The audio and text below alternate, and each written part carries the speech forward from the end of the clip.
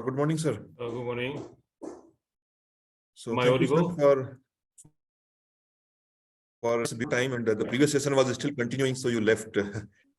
Yes. So now, thank you for joining. So, dear participants, now we are having our second session today. Professor Lalrintluanga, sir. He is a senior faculty member in the Department of Public Administration. He had been head of the departments 2 or 3 times. He had been dean of the School of Social Sciences.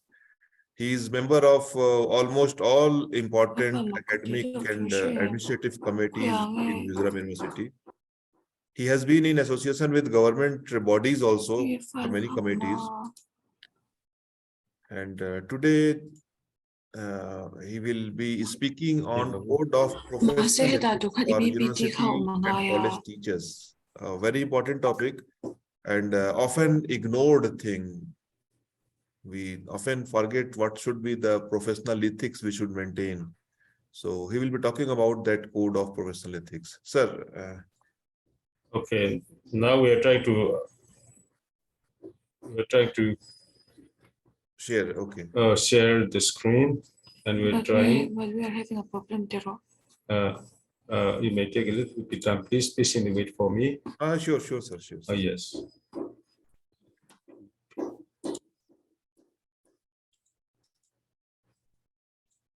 Hey, share screen. Ita ni so. If file ita yang ating umlava. Baka, ating. We are trying. Desktop pada malam mo. Hey, alang sila wa so niya tayo. Google Drive ay idangin mo. I don't know. Oo.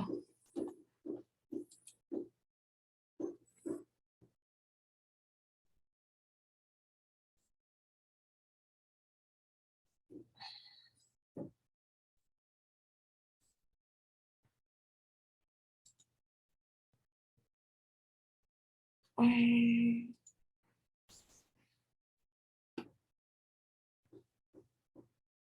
Apa? Matingin lang oh. Hey, dito rin niya. File salang sila ba? Hey, hidaya lang turan niya.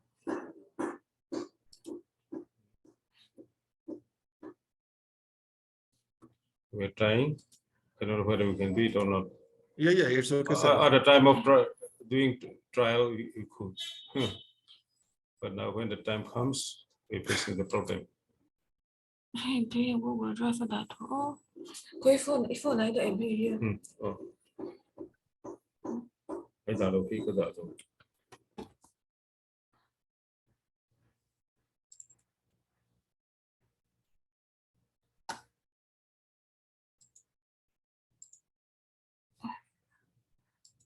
Ngayon na kasi ito bigla.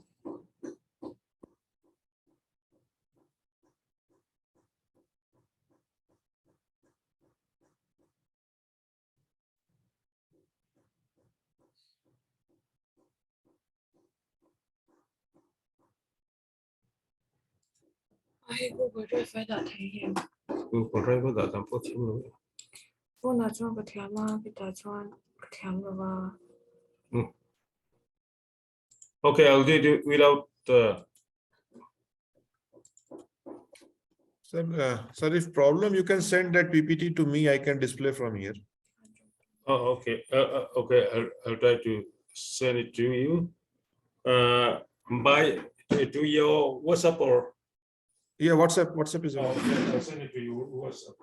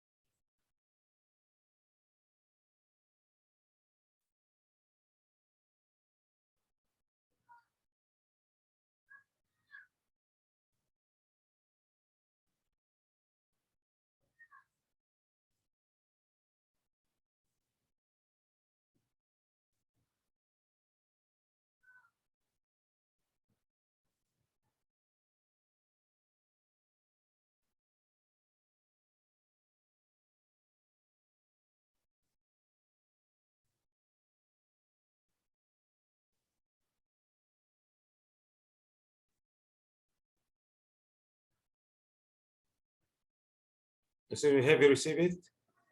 I've sent it just now.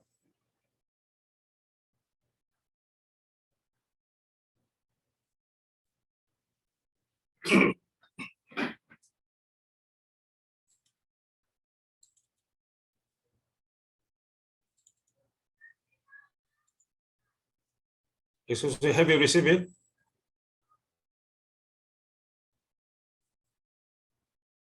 Hello. Yes, received, sir, received. Oh, okay, thank you. I'm just trying to Okay. hear. Well, who are doing trial, we could do it, but now the system does not accept it. Okay. Is it visible there, sir? Oh yes, it's visible from Okay. here. Okay, thank you. By the way, may I request you to let me know how many teachers are from PUC and from MZU? Sir, coincidentally, none from Mizoram this time. Oh, okay. But two pass outs from our university working in Banaras Hindu University are participating. Oh, okay. Thank you. If I'm not wrong, they're in chemistry or physics, Okay. sciences. Okay.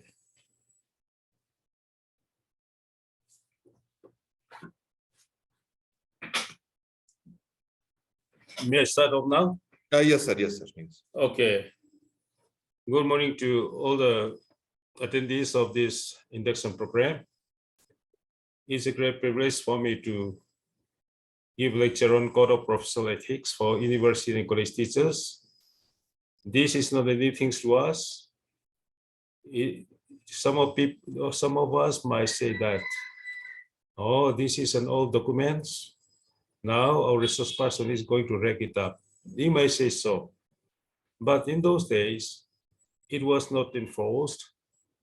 In 1988, the UGC constituted a task force under the chairmanship of Professor Yespal, who was a scientist.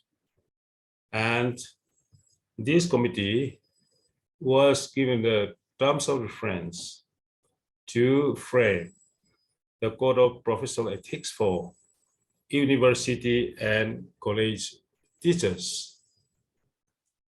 Okay. Now let us look into the introduction. In the introduction, I just for namesake glance at the meaning of professional ethics. Professional ethics are ethical principles that a person or a group of persons in a particular environment are obliged to follow. And these professional ethics are the guiding principles that need to be followed by or are supposed to be followed by the people, or in other words, by the teaching community in that particular profession. Professional ethics promotes equity, then non-partiality, and a collaborative mindset within the workplace environment. Then higher education has to produce leaders of society and economy in all areas of manifold activities with a commitment to the ideals of patriotism, democracy, secularism, socialism, and peace, and the principles clearly enunciated in the preamble to the Constitution of India. Now, therefore, higher education should strive for academic excellence and the progress of arts and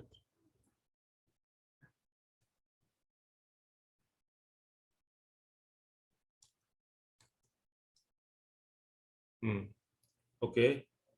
Yes, higher education should strive for academic excellence and progress of arts and science.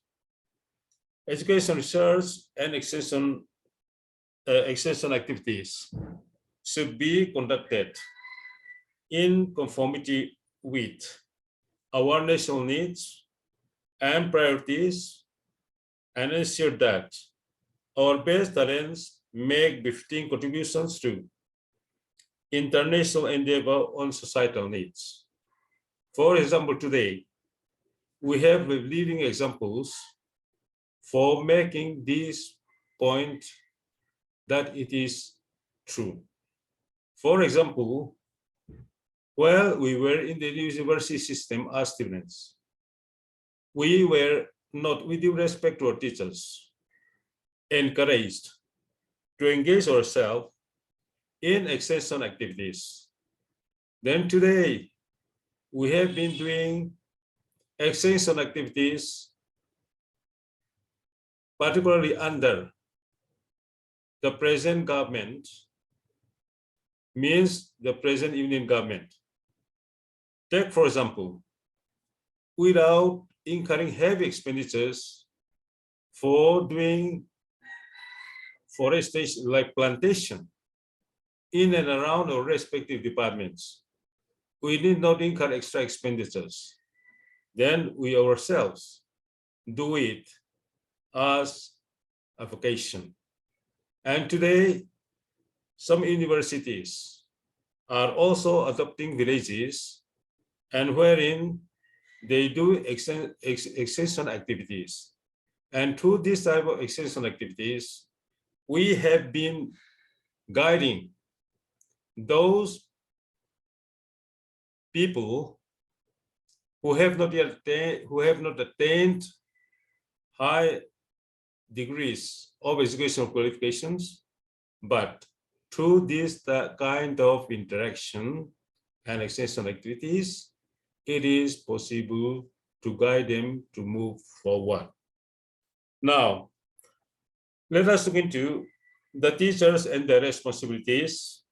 Of course, the point has already, yes, the teachers and their responsibilities.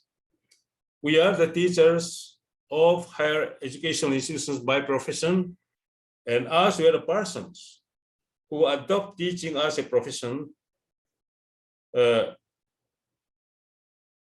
we should assume the obligations to conduct ourselves in accordance with the ideals of our profession. I want to recapitulate the line that I have pointed out.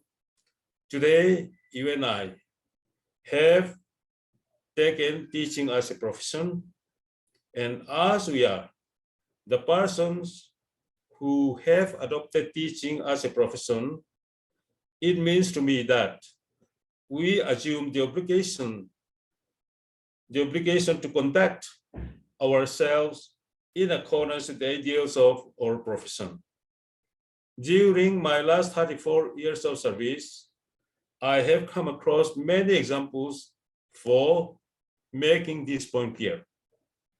That is why what the task force committee, when the task force committee prepared this code of professional ethics way back in 1988, which was submitted and approved by the UGC in 1989, and those the code of professional ethics that was kept in a cold storage for the past so many years was entertained by the UGC regulation 2010, and afterwards we are laying importance to this code of professional ethics.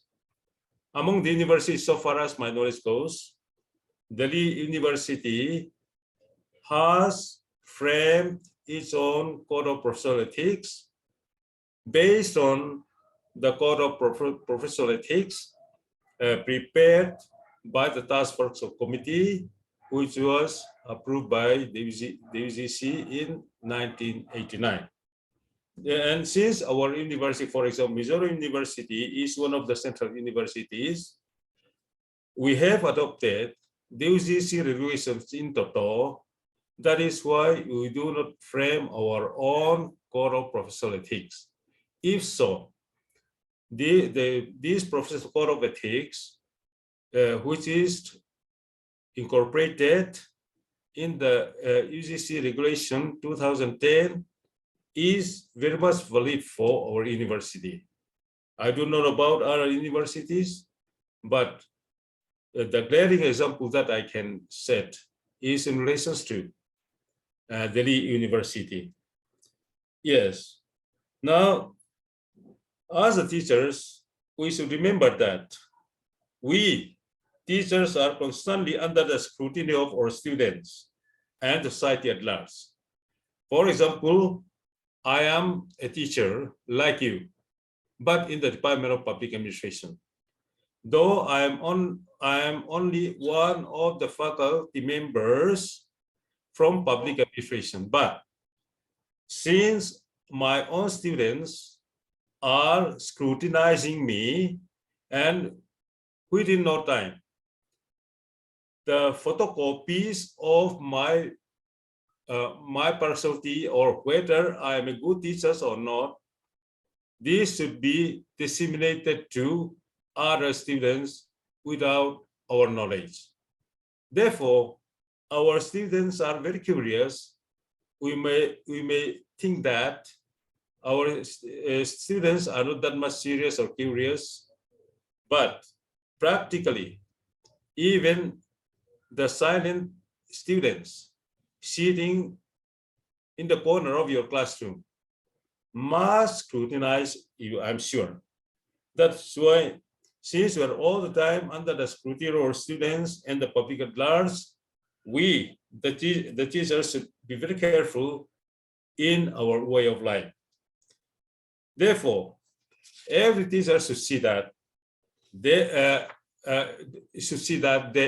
is no incompatibility between our precepts and our practice. As teacher, we should seek to inculcate the national ideals of education among our students.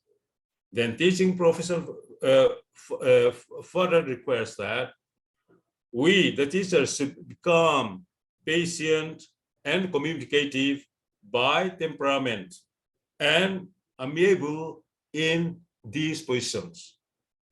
Sometimes we come across teachers who are very vocal and shouting like bureaucrats.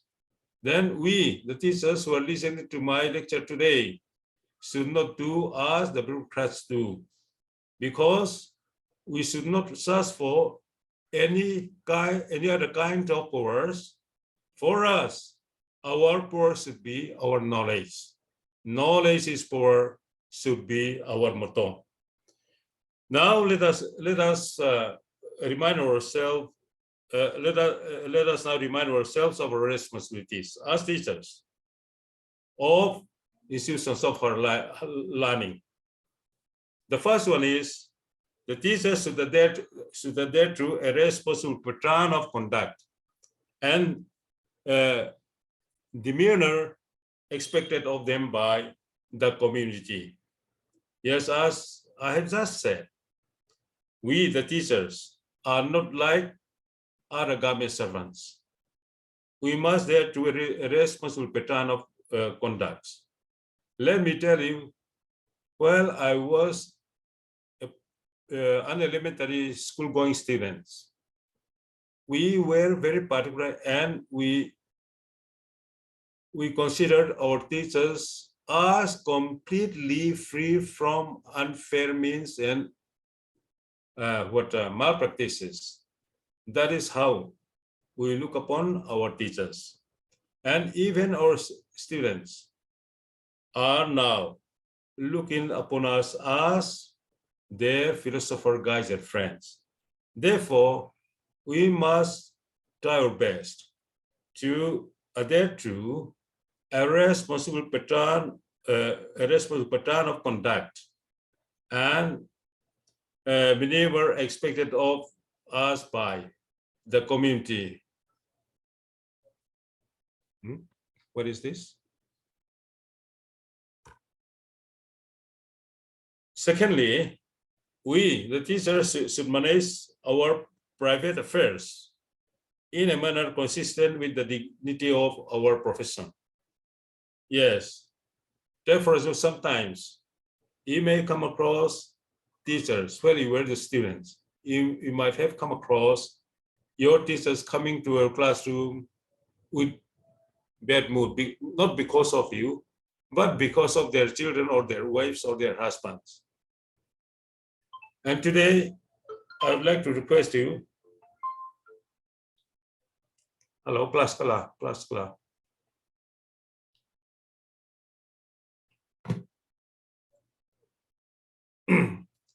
Telephone call from the office.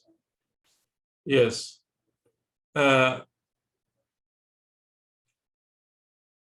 Here, our private affairs should not be made known to our students, because even if you go to your departments after getting angry with some members of your family, but that should be left behind, and you should face your students with your smiling face. And secondly, we, the teachers, should be very punctual and regular. Here, I'm not saying for you only, no. I myself is setting the examples. I joined the teaching profession way back in 1988 and the university profession in 1993. Until today, I never went and go to the departments late. If we are going to count, curiously count the morning on which I was late to reach the department, it would not be more than 1 month or 20, it would not be more than 30 days. Sometimes I reached the department late because of tire puncture. Otherwise, I never reached the department late. That is why even my students gave me nicknames sometimes, Mr. Iron, because I'm very particular and strict. Therefore, we should be very punctual and regular. If so, even if you do not expect any admiration from your students, your students must admire you if you are the teachers who is very punctual and regular. And next is, we the teachers should manage, teachers should seek to make professional growth consist, we should make professional consist through study and research. And today, particularly in the university system, we are giving importance to research, not like the university teaching while we are students. Well, we were students way back in 1980s. Our teachers, I did not find our teachers as concentrating on research for improving their teaching quality. No. But today, we are trying our best to make our professional growth continuous through study and research. Therefore, I expect that this very number would guide you in your future pursuit. Then the next point is, teachers should express free and frank opinions. So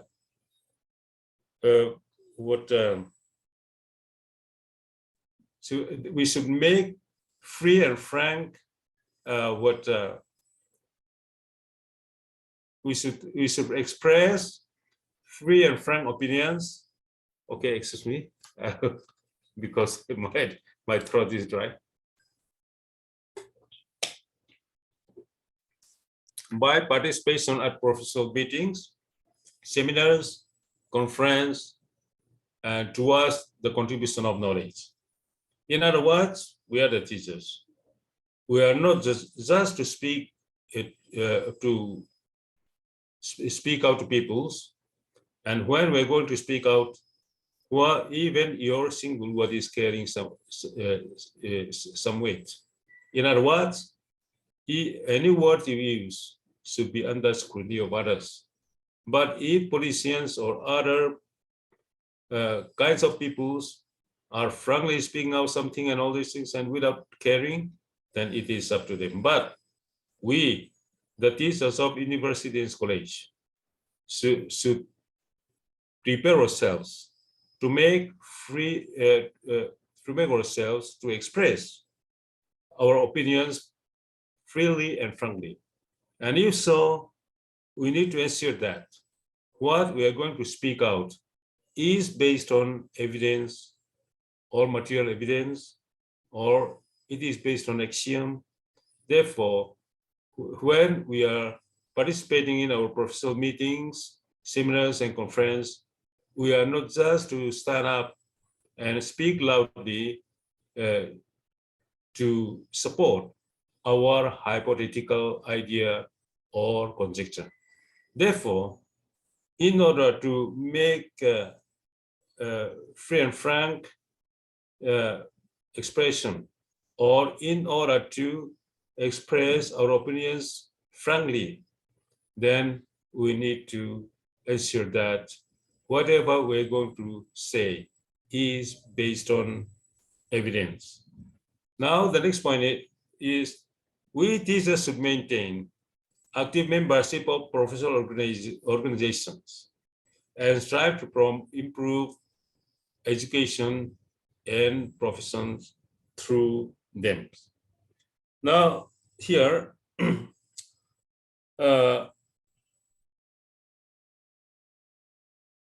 we, the teachers, should join professional bodies as members. Take, for example, my involvement in professional bodies is promoting me for my future pursuits. Take, for example, depending upon your subjects, I'm sure you have professional bodies, and you should enroll yourself as the members of the professional bodies and participate in the academic forum prepared by your academic bodies. And if you do so, and you must be able to improve your quality as the teachers of the university and college. And the next point is teachers should perform their duties in the form of teaching, tutorial, practical, seminar, and research works conscientiously and with dedication. And here I want to not really caution or warning, but I want to, I would like to request you to remember that you must try your best to strike the balance between class teaching and research. With due respect to some teachers, in the name of research work, they neglect teaching activities. You are recruited by your employer for the students. In other words, we, the teachers, are made available to the students for their future academic pursuits. Therefore, we must ensure that our students receive teachings, good quality of teachings that they deserve. And therefore, we should not miss their classes often in the name of our research works. No. Therefore, we teachers must be able to strike the balance between our teaching activities and research activities. Now, our next point is teachers should cooperate and assist in carrying out functions related to the educational responsibilities of the college and the universities, such as assisting in apprising applications for admission. Okay. Here, for example, we are the teachers. Of course, all the teachers may not be involved, but some teachers I'm sure, must be involved in the process of admission.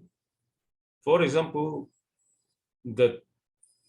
from the next day I joined the teaching profession, I was involved in admission process because I joined the system in June, in the second part of June.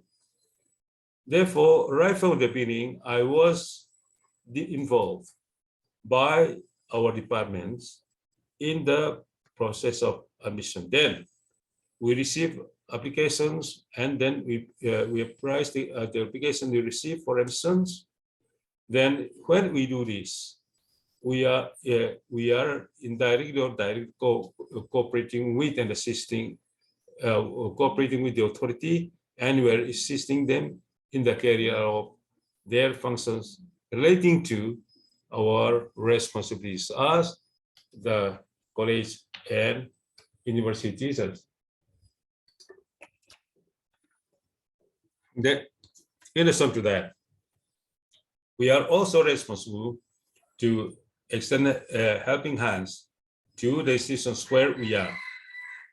Now, we teachers should participate, as I've said in the beginning of our session. We should participate in extension, co-curricular and extracurricular activities, including community service. And we have been doing, particularly under the present union government, we have been laying emphasis on these extension activities, then extracurricular activities, curricular activities. Now, let me make confessions. I have also realized many good things out of these extension activities. And previously, the way we were groomed in the university system was very much different. In other words, we were brought up in a university with different environment. But now, we are realizing the importance of these extension activities. Take, for example, if your university or college is going to be assessed by NAC, then if you do not have any extension activities, then that will minimize your point. Therefore, what we are learning today is having practical relevance to you and the institutions in which you are working. Now let us look into the teachers and the students. The teachers and the students, I have made a class reference to the importance of showing ourselves off. And for example, let me make a confession. I am one of the university administrative teachers who is not diligent in dressing smartly, and this is not good, in fact. But this is my nature. But as far as possible, you wear a presentable dress before your students. That can change their mood as well. Therefore, we the teachers should show ourselves to our students in the presentable manners. Then, therefore, the teachers should respect the right and dignity of students in expressing their opinion. If not, take for example, let me confess. Do you want to know the opinions expressed by my students in with regards to my dress? Or our teacher is what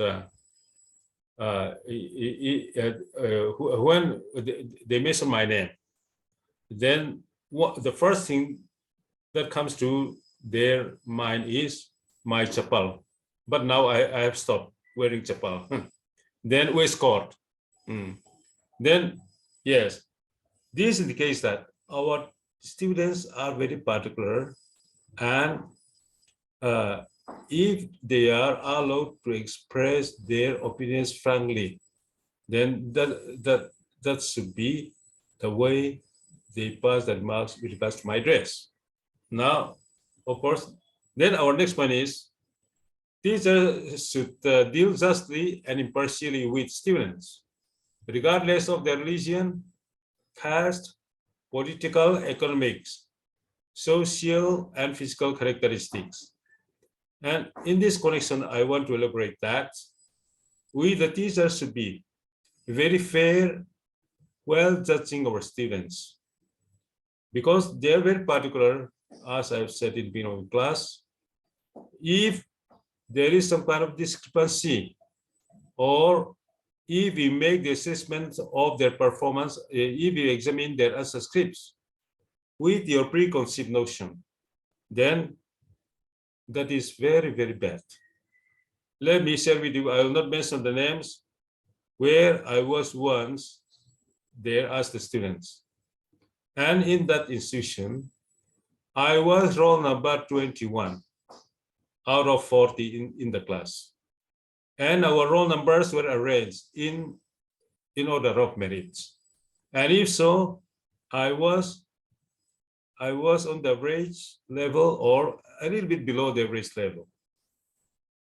Why I'm saying this is that though I tried my best to obtain or score good marks or high marks, then it was very difficult for us, whose roll number was 20 or 21, it was very difficult to score good marks. Well, if the roll number 1 simply appeared in the test or exams and write 2-3 pages of his or her answer, then that 3-page answer script would carry more marks than an answer page containing 6 to 8 pages. That was the practical experience that I had come across. That is why you teachers should be very, very careful in this regard, and you should deal your students with justice and impartiality. Whether his face is very, whether he has an ugly face or not, that should not be taken into account while you are judging or assessing the performance of your students. Okay? Then next is, teachers should recognize the difference in aptitude and capabilities among students and strive to meet their individual needs. For example, I don't know whether my practice is good or not, I do not know. If I find some students much below the average, then I should request him or her to directly come to my room, and then I start counseling them. This is how I do. And if they are above the average students, and I carefully studied their personality and their interest, then okay, you have this kind of quality, then your line should be let's say administrative service. Then you prepare yourself for this line of jobs. That is how I have been doing. That is why we should recognize the difference in the attitudes and capabilities of our students, and accordingly, we should guide them without any impartiality. Okay, then please move on. Then the next point is, we teachers should encourage our students to improve their attainments, develop their personalities, and at the same time contribute to community welfare. Yes, the students can make a lot of contributions to improve the living standard of the community as well as their welfare. And when our students do this, then we must be able to appreciate the good things done by them to the community. And through encouragement, it is possible to push our students forward. In other words, we can make our students move much faster than they expect through encouragements. That is why we should encourage our students to make improvements and to develop their personalities. And if we do so, I'm sure your students must take your encouragements seriously, and that will drive his lives in a positive way. Then the next point is, we teachers should inculcate among our students scientific outlook and respect for physical labor and ideals of democracy and patriotism and peace. First, I'd like to confess that I am not a party man. I do not have any involvement in any political party in India. In spite of that, I'd like to appreciate the good practices under the present central government. Today, we are inculcating good things. Before talking about scientific outlooks and all that, let me tell you like this. We have been told and guided by the Indian government to wash our hands with soap. I never wash my hands with soap unless I was and I am to take my lunch or dinner. No. In between, we have taken so many things that we went to restaurant and all that, but we never wash our hands. And of course, if we use spoons, then that is another thing. But why I'm saying this is that good things, good practice has been inculcated in me even today, not to speak our students. That's why we teachers can inculcate among our students scientific outlooks and respect for physical labor. And we are involved in physical labors, even while we are with our smart dress. Then if it is time for Swachh Bharat, then we, without any second thought, we participate in the Swachh Bharat activities. And this is a good sign of guiding the new generations to have respect for physical labor. That's why what we are practicing are having practical relevance. Then we all know that India is one of the biggest democratic countries in the world. And the ideals of our democracy, patriotism, and peace should be inculcated in the minds of our students. And if so, they will have the real love for our country, and they should have the real patriotism for our country. And if so, we will step by step promote peace inside our country, and not only inside our country and to the outside world. Now, the next point is that teachers should be affectionate to their students and not behave in a vindictive manners towards any of them for any reason. If you behave so, then your students should start assessing you in a negative way, or they should start assessing you by negative instruments. That if so, I'm pretty sure that you will not be able to drive your students to follow the good path. Therefore, as the students, we must be affectionate to our students and we should not behave in a vindictive manner towards any of our students for any reason. Then our next point is, we teachers should pay attention to only the attainment of students in the assessment of merit.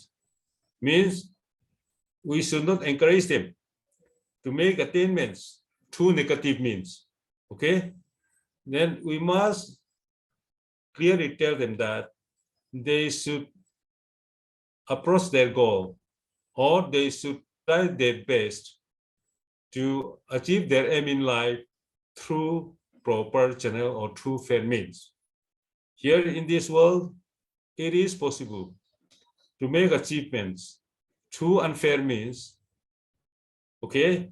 In other words, I have a colleague who is being promoting himself through fair means. But since my quality is not up to that mark, then I should apply another method to reach the stage that my colleagues reaches. It is possible.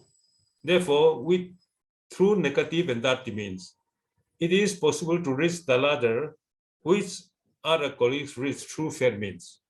And why I'm saying is that if our students do not start cultivating this type of mindset while they were students, then the number of teachers or the number of educated people having this type of negative mindsets will grow in numbers, and this will be a headache for our India.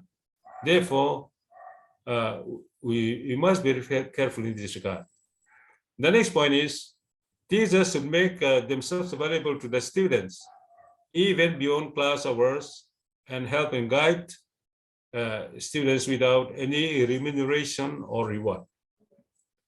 Now you're going to, some of you might have already been in the university system or college system, and you might have experience guiding or counseling or mentoring the students like that. And when the students are facing the problem, yes, they might need your wisdom, not only within the four walls of your classroom. They might require extra help sometimes, but not as bakers, but due to their zeal, they might want to seek advice from you, even from outside, while you are outside the college or the university system. Therefore, at this juncture,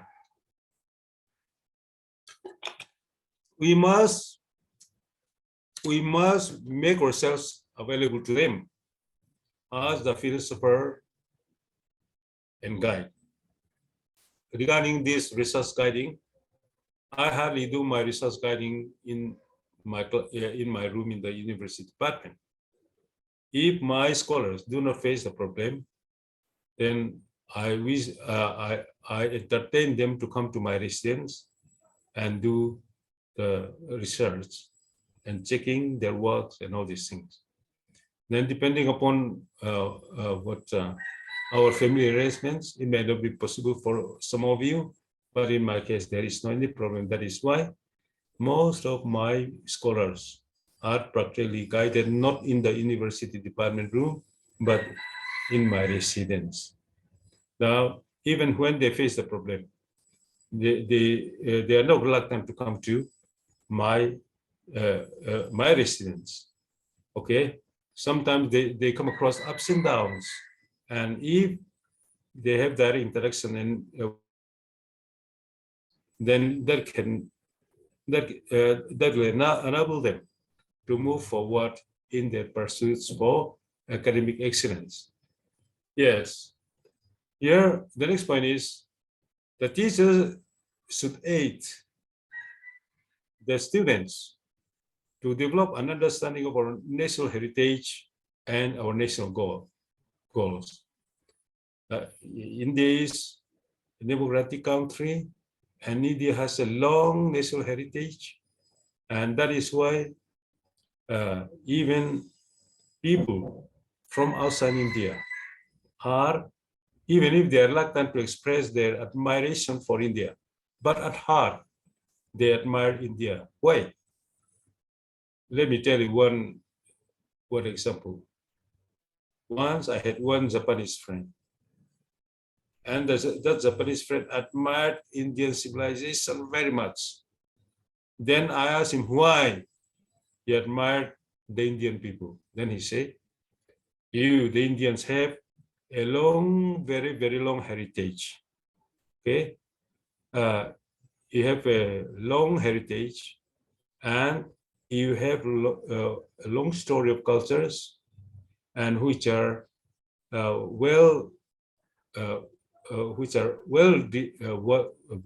shall I say, which were kept or made available in your literatures. And from the light of that, our India is admirable to people in other parts of the country, because we do not realize we are not boasting of our national heritage. Of course, it may be good not to boast of our national heritage, but we must understand our national heritage and our national goals, and accordingly, our students should be driven or should be guided by the teachers. Then our next point is the teachers should refrain from inciting students against other students, colleagues, or administration. This is what I hate very much. I really hate some teachers trying to incite students for championing their personal interest. I really hate this. And sometimes, instead of making good atmosphere among the students, and I'm afraid some few teachers might be involved in inciting students or colleagues or administration. This is very bad. That's why wherever we are, wherever we work, wherever we join as teachers, either in the university or college, we must try our best to give support to the institutions where we joined and to that very institution from where we receive our salaries. Now, the next point is teachers and colleagues. And regarding teachers and colleagues, I have just made a glance reference to one important point regarding unity, or like let's say good relationship with our colleagues. And here the teachers should treat other members of the professions in the same manner as they themselves wish to be treated. In other words, as a teacher, you should do as you wish them to do to you. Or in other words, do to others as you wish them to do to you. I think that is clear. That's why we should not, if we expect decent treatment from your colleagues, then you should also give decent treatments to your colleagues. Now, the next point is teachers should treat other members of the profession. Teachers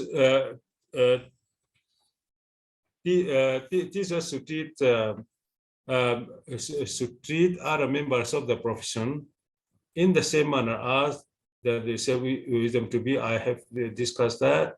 Then now the teachers should treat other members should treat other. I have a try to excuse me.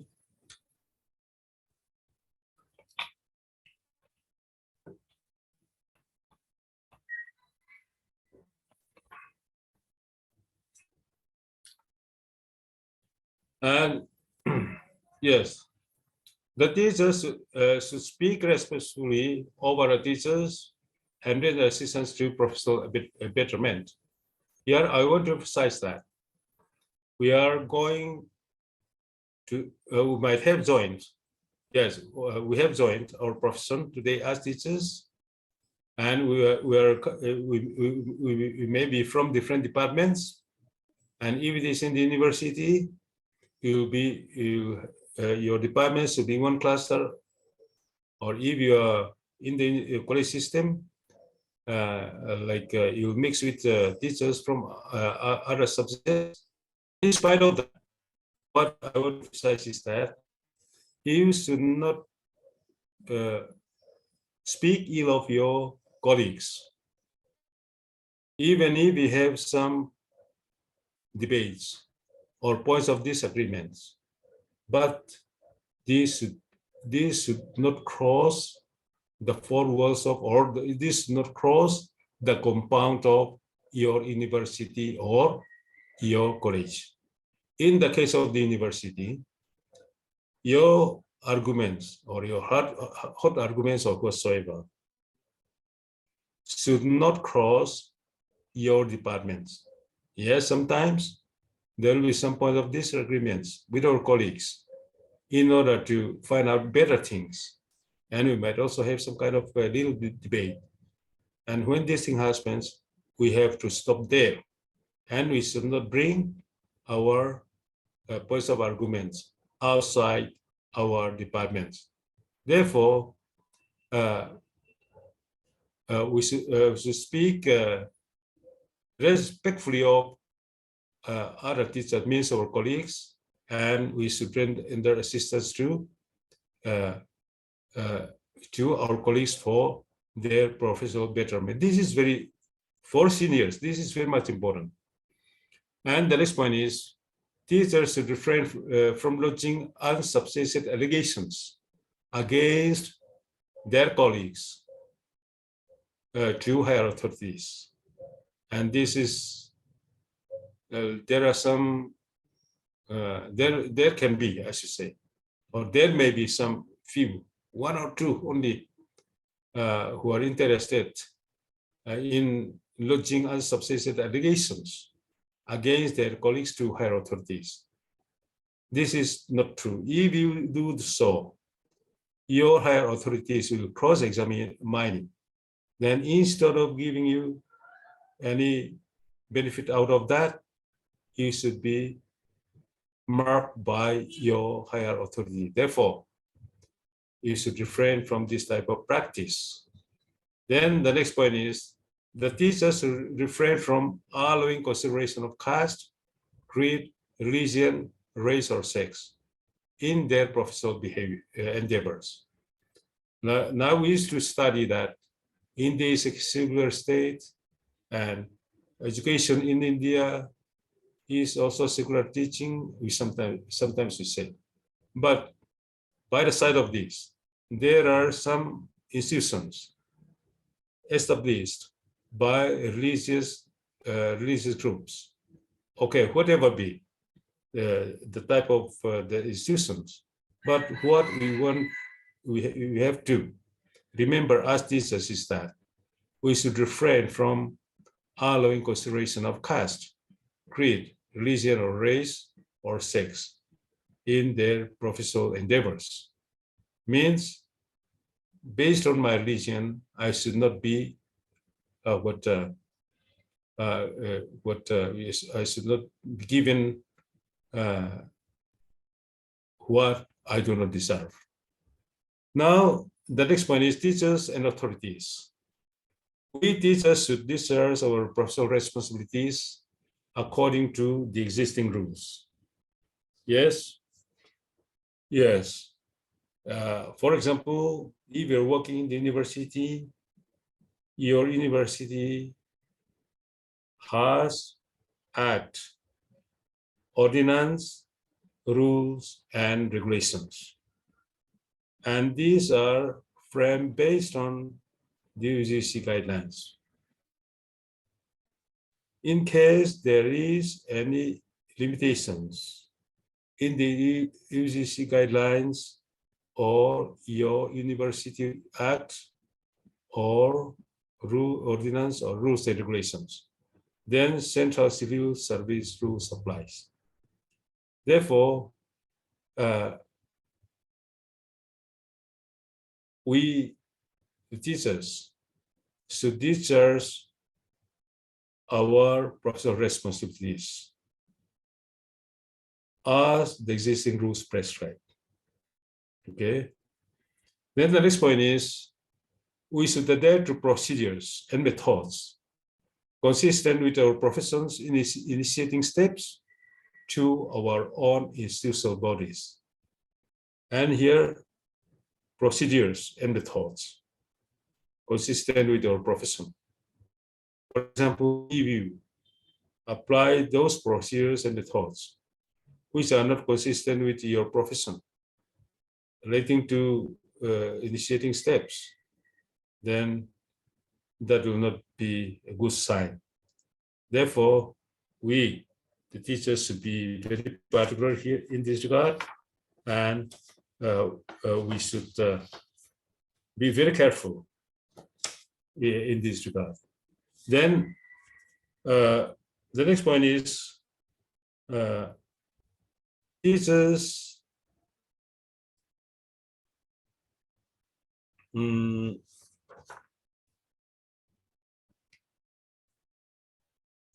we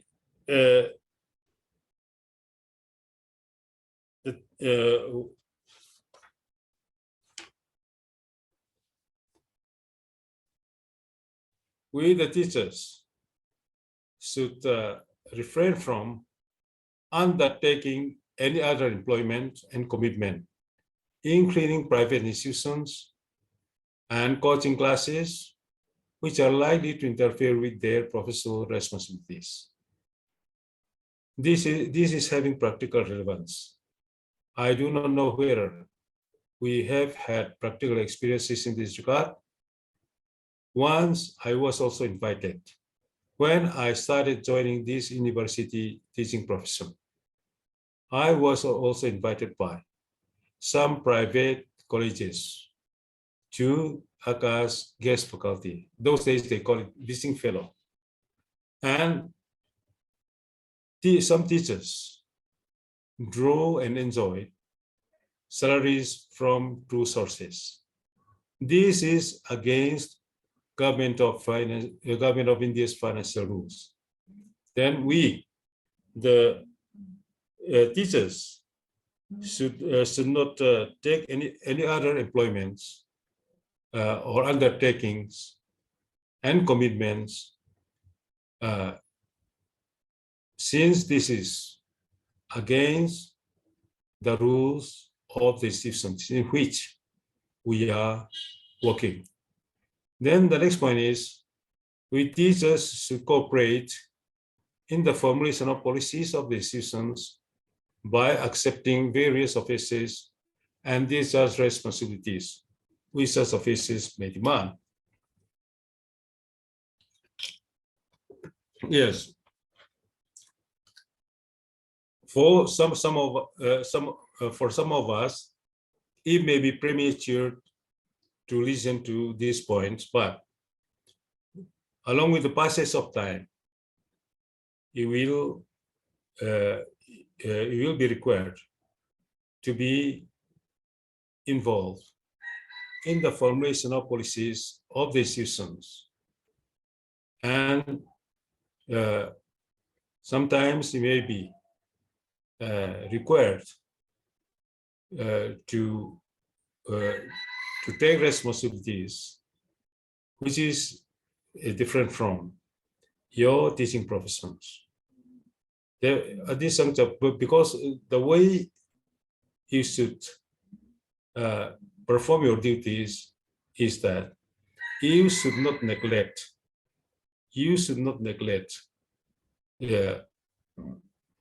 what your original parent institutions requires your service. In other words, you have a substantive post, and in any institutions where you have a substantive post, then you must not forget that institution, and you must give your first loyalty to it, and then you should perform other functions and responsibilities given to you by the higher authorities. For example, if you are in the university system, you may be required by your employer to be, let's say, dean of students or dean of schools or other responsibilities. And even in the college, your service may be required as IQAC coordinator or NSS in charge. There are so many responsibilities. Yes, you should do this faithfully, but you should not run away from your main line of profession, that is teaching. Yes, the teachers cooperate through their organizations in the formulation of policies of the other institutions and except offices. And this more or less the same with the previous point. That is why I'll not elaborate that point. And here, the next point is teachers should cooperate with the authorities for the betterment of the institution, keeping in view the interest and in conformity with the dignity of the profession. There may be some teachers who, instead of cooperating with the authorities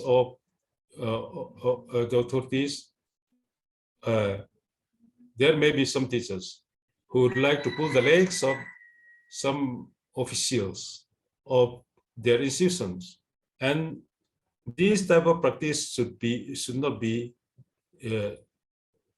Or in other words, we should completely refrain from this type of practice. Then, I don't know what about my time? Okay, I'm still having time. Okay. Then the next point is that teachers should adhere to the conditions of contract. I do not know about the way you are engaged by the institution in which you are working now. And in the university system, particularly in the central universities, the teachers, after the moment they are recruited, are expected to sign contracts with the university. But I do not know whether we are still continuing even here in our university or not. I do not know. Then we are expected to sign the contracts. Then as teachers, we should adhere to the conditions of the contracts signed by us with our authorities, means the authorities in which you are recruited. And the next point is, teachers should give and respect due notice before a change of position is made. Yes, teachers should give and expect due notice before a change of position is made. I think I need not elaborate this point. Then the next point is, teachers should refrain from availing themselves of leave, except on unavoidable grounds, and as far as practicable, with prior intimation or permission, keeping in view their particular responsibilities for completion of academic schedules. This is very much relevant for all of us, not only for you, but even for me. We should refrain from availing ourselves of leave, except on unavoidable circumstances or ground. And let me share my own experience. Today, we are in the month of November. Then some of more than 5 days of my unleave is going to sacrifice by me for the institution in which I'm working. And I have sacrificed most of my unleaves. Of course, though the law permits me to apply for my unleaves, but this is not practically entitlement. You cannot claim it as the right. We cannot claim it as a right, but we can avail it. Therefore, only when necessity arises or when there is unavailable circumstances, yes, we must avail leaves, but we need to ensure that our particular responsibility as a teacher is not adversely affected by the leaves that I'm taking. Okay. Then the next point is teachers and non-teaching staff. This is the areas where we have to have a second thought. Some teachers, yes, the moment you join an assistant professor post, you are a group A officer, no doubt, but not in the administrative line, but in the teaching community. You are a group A officer, no doubt. And here, some teachers, few teachers, might think that they are directly above all the supporting staff or non-teaching staff. This is a very wrong notion. Therefore, we teachers should treat our non-teaching staff as colleagues and as equal partners in a cooperative undertakings or manners within our educational institutions. Now, here we need to remember is that when we approach our administrative staff for some works, then we should, even if we do not respect them as persons or staff, but we must respect their seats. Let us remember this. Then the next point is teachers should help in the function of joint staff councils covering both teachers and non-teaching staff.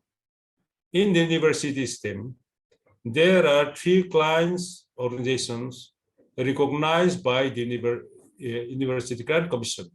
That is Teachers Association, then Students Association Council, we call it, then non-teaching staff association. These are the 3 organizations or associations recognized by the University Grant Commission.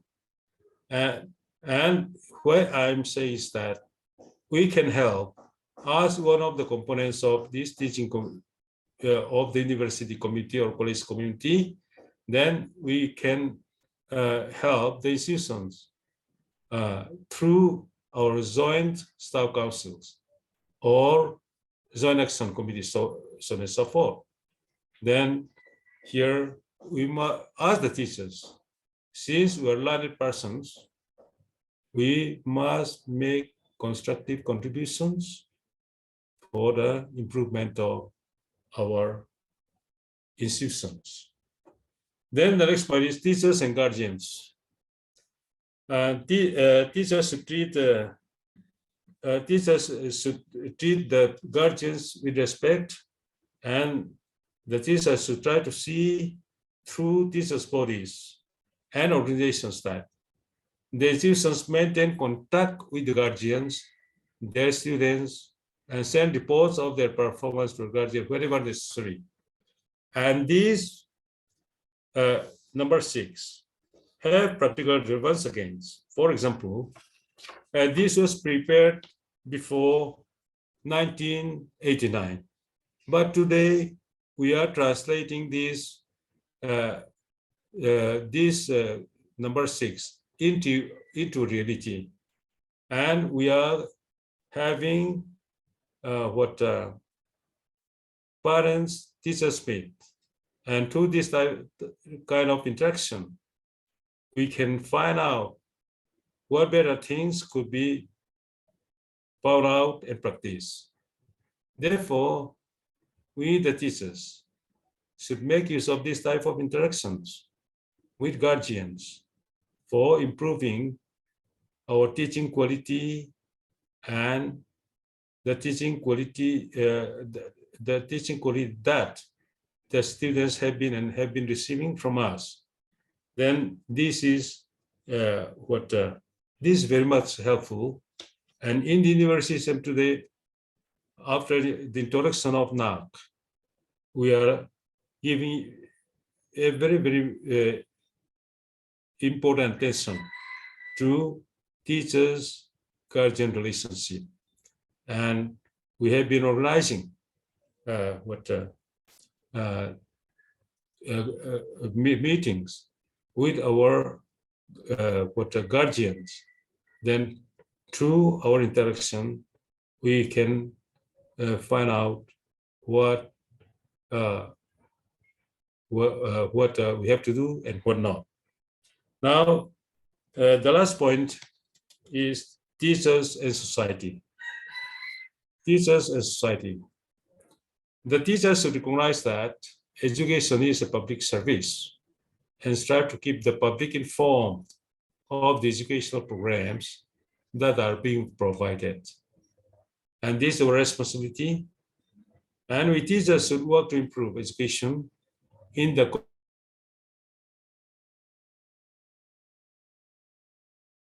and this is our second responsibility. Then the teachers should be aware of social problems and take part in such activities.